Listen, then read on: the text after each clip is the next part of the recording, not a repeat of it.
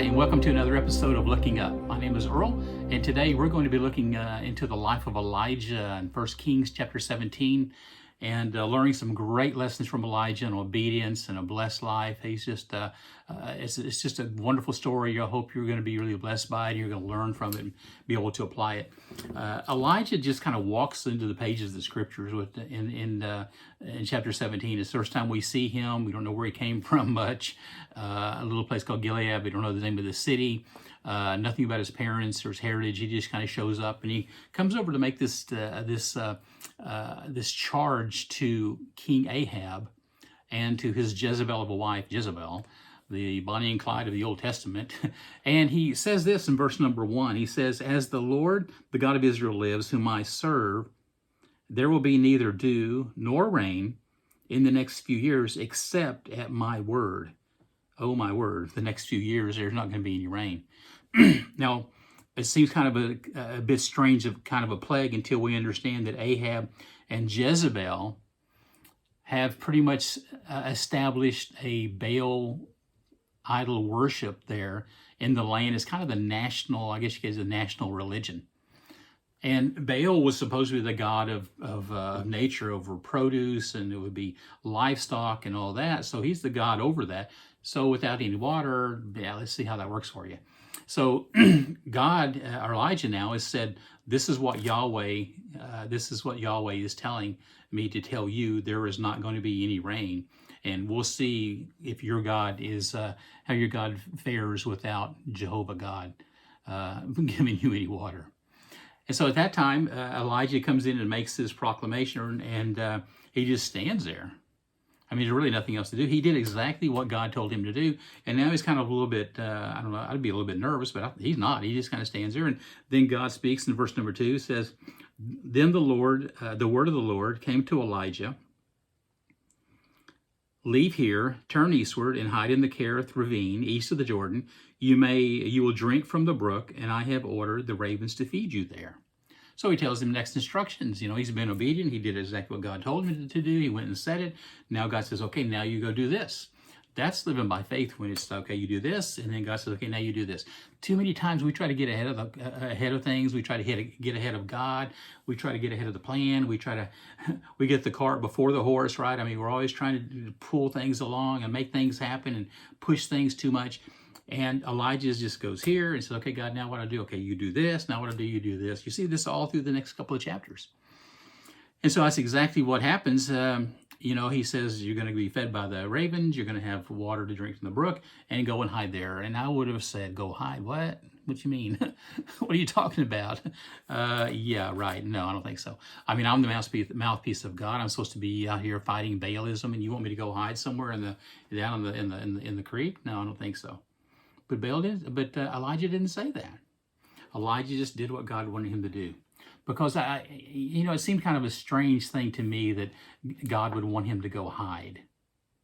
And sometimes we hear things from God, we understand things from God, and sometimes they don't seem right. They seem strange. Some of the directions we think, that doesn't make any sense to me. I don't know. Why would God want me to do that? I don't understand. But there is an explanation, actually, especially in this story, where Elijah needs to hide out, because you can imagine after 6 months or a year or two with no water, they're going to want to know where Elijah is. They're not going to say it's God. They're going to say, no, Elijah did this, and we're going to have to find Elijah. He's going to have to get our water for us. And, if they're looking for him, they go to his old neighborhood, and I go, there's Elijah. I thought he lived here. No, he used to live over on Temple and Tabernacle on the corner there. But I haven't seen him in years. Of course not. He's hiding out. Yes, he should be. And I think the second reason is because God needed to spend time with him, because God has a great plan for him, and he needed to spend time alone with him. Man, God needs to spend time alone with all of us. We have too many things going on. There's too much noise, and we need to slow it down and stop and listen to God. We can't go more than a few seconds without some kind of noise in our life. And we need to be able to hear God and listen to him. But we got all the noises going on, we can't hear God.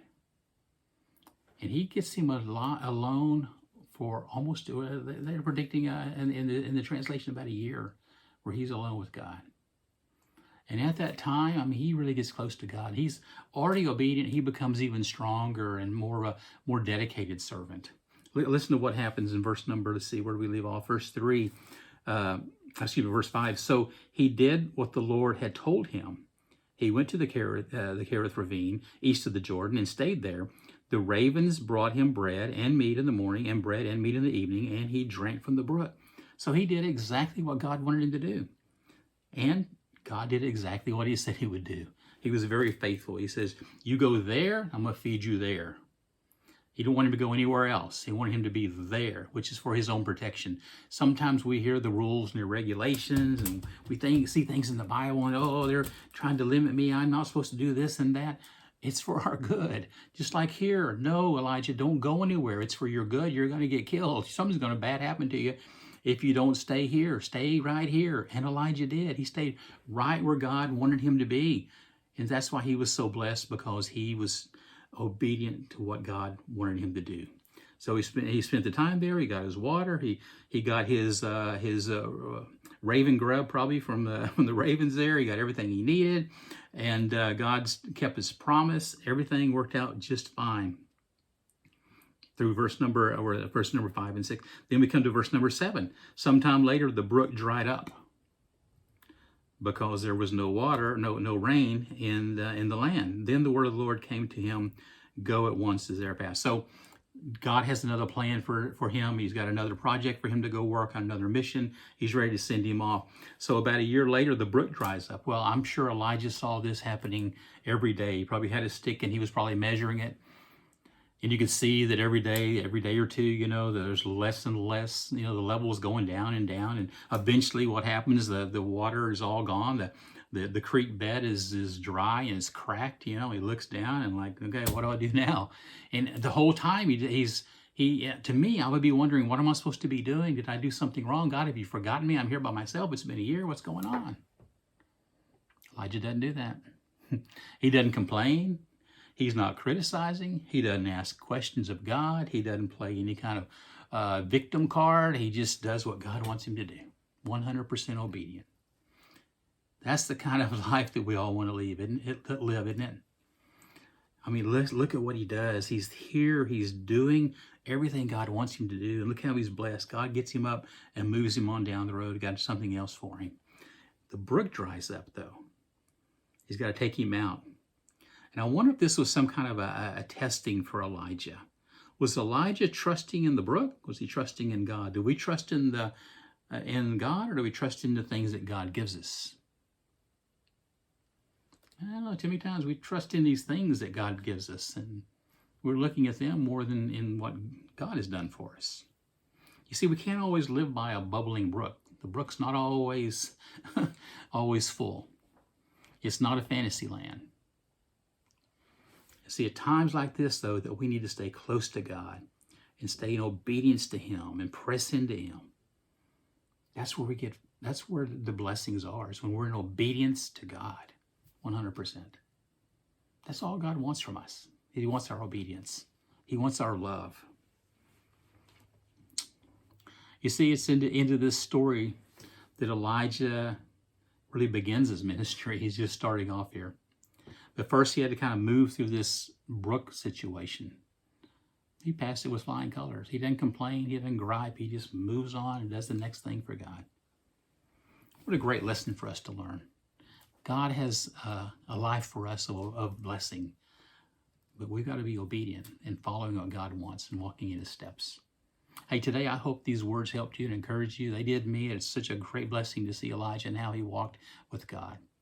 Have a great day, and if you like to push the like button there, and if you'd like to share this, then push the share so other people can hear the word as it was told today. Thanks so much, and have a great day.